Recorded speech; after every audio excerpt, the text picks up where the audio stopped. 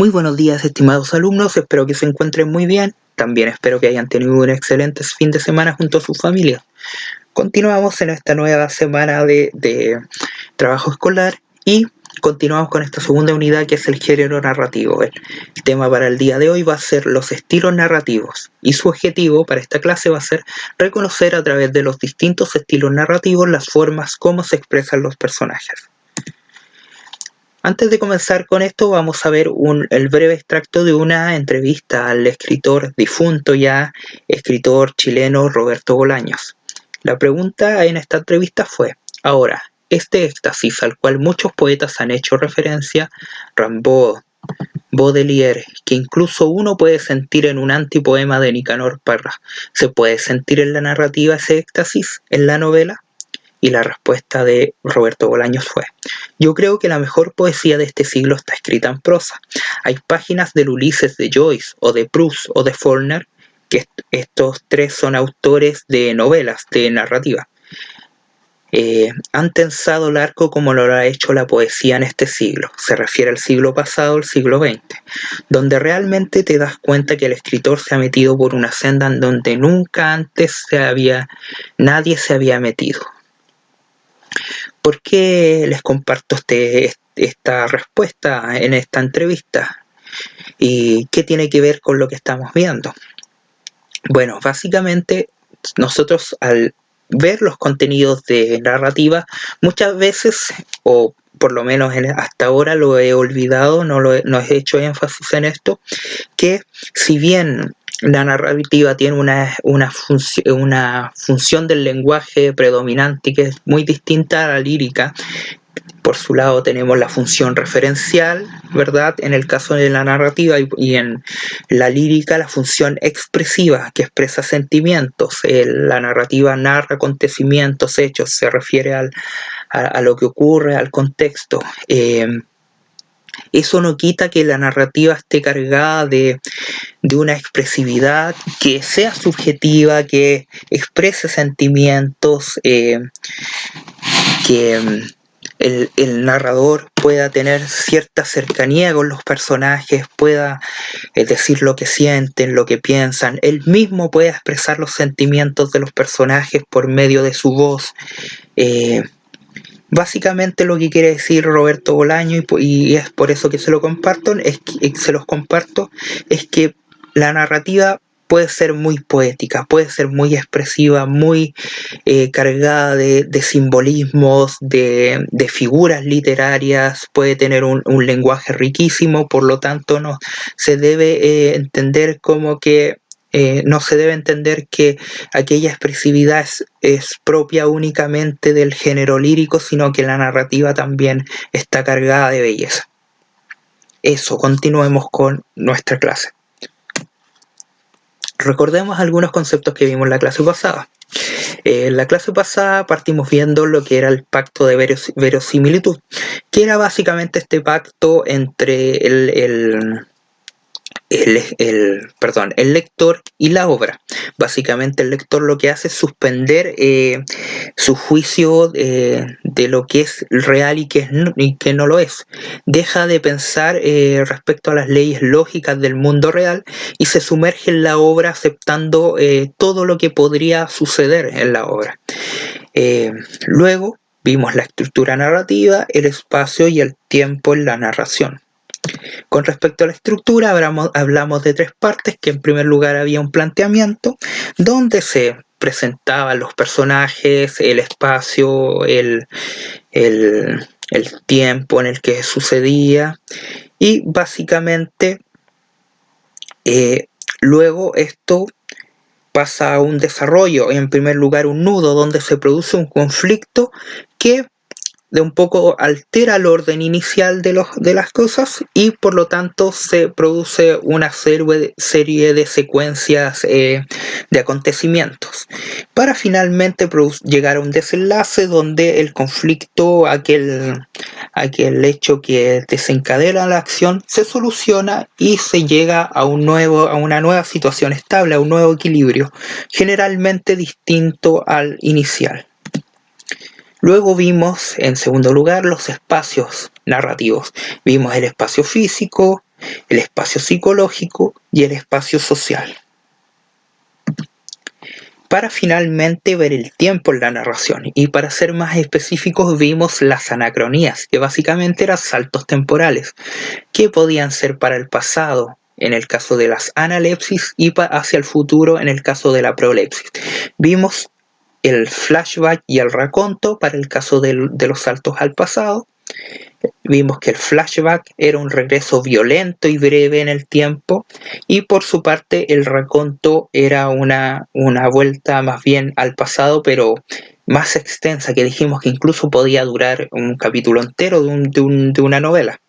En el caso del flashback generalmente se ocasiona por un objeto o una situación. Recuerden que vimos un ejemplo donde cuando una anciana ve en Ulises su cicatriz, inmediatamente llega a este recuerdo, ¿verdad? Salta al pasado. Y por su parte tenemos los saltos al futuro, que tenemos el flash forward, que es básicamente lo mismo que el flashback, pero hacia el futuro. Violento, breve, pero hacia el futuro. Y la premonición, al igual que el raconto, es más bien extensa, una visión extensa del futuro. Ahora, vamos con lo de esta clase, que son los estilos narrativos. ¿Qué son estos? Son las formas como el narrador presenta los dichos, lo que dicen los personajes. Vamos a ver cuáles son estos estilos narrativos. Tenemos en primer lugar el estilo directo, donde las palabras del personaje se conocen a través del diálogo. Se reconoce por el uso de comillas o guiones. Pueden ser este tipo de comillas o este otro tipo de comillas. Por ejemplo, nunca serás feliz lejos de aquí. Ojo que eso está escrito entre guiones, por lo tanto podemos entender que la voz que está hablando ahí es directamente la voz del personaje. Y luego dice, dijo su madre clavándole la mirada. Nunca serás feliz lejos de aquí, habla el personaje, dijo su madre clavándole la mirada. Aquí podemos ver que es el narrador quien introdujo la voz por medio de este verbo. Dijo su madre clavándole la mirada. Veamos los demás estilos. Estilo indirecto. El narrador nos dice lo que dijo o pensó el personaje. Utiliza la conjunción subordinante que. Aquí básicamente la principal diferencia es que ya no es la voz del personaje directamente, sino que es el narrador quien nos transmite eso, quien nos expresa eso. Por ejemplo, clavándole la mirada, su madre le dijo que nunca sería feliz lejos de aquí. Sigue siendo el narrador quien está hablando en estas oraciones. Continuemos. Y aquí tenemos el más complejo y más difícil de identificar en un texto, que es el estilo indirecto libre. Básicamente es una combinación de los anteriores, donde el narrador parece hablar desde el interior de sus personajes.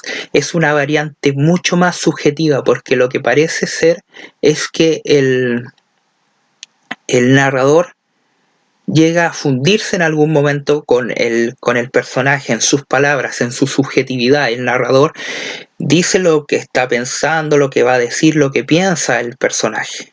En este caso no se utilizan marcas gráficas, ni guiones, ni comillas, tampoco verbos como preguntó, anunció, comentó, dijo, ni tampoco se utiliza la conjunción que.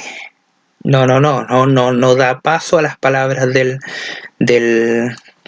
personaje, ni tampoco expresa lo que el personaje está diciendo de una manera indirecta, sino, como les decía, parece ser que el narrador está hablando, pero desde la interioridad, desde los sentimientos del personaje.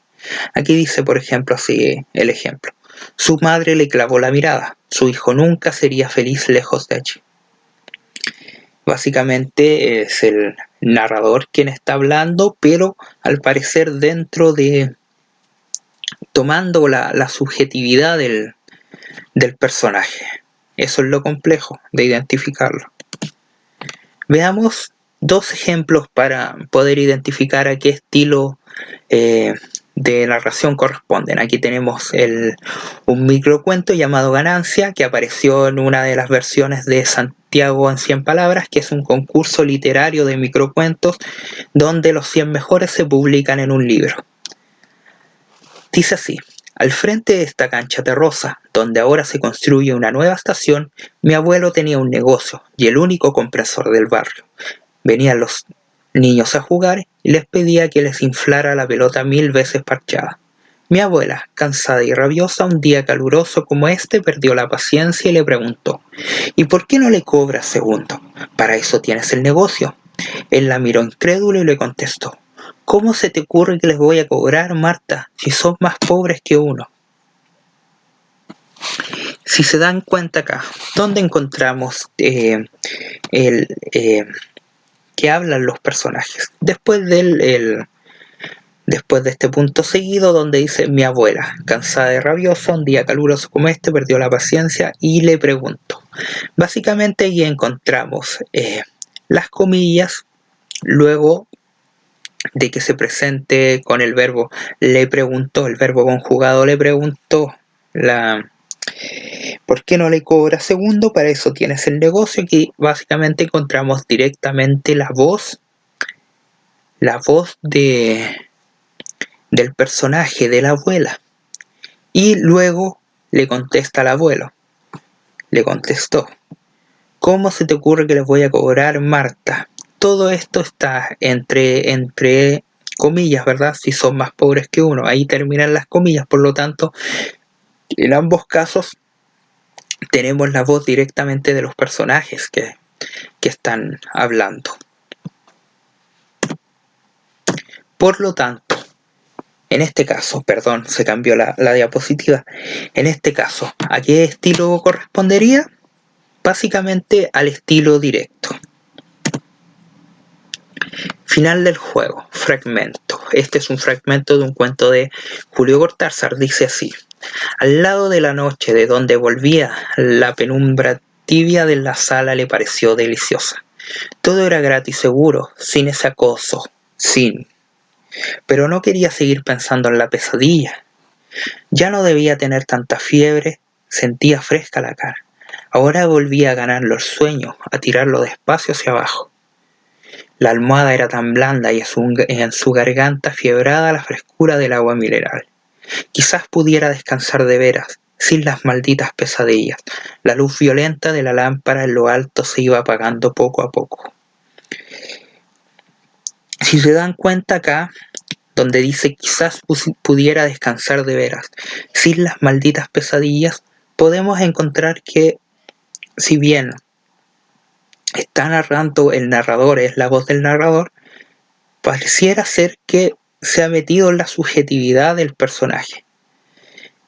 Pareciera que él pudiera darle la voz y dijera: tal vez pueda descansar sin estas malditas pesadillas. Eso es lo que está sintiendo y pensando el personaje. Por lo tanto, lo que hace aquí el narrador es básicamente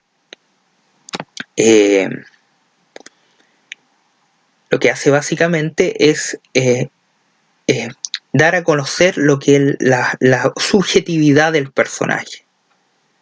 Es así, es por esto que este estilo no es el estilo indirecto, sino el indirecto libre.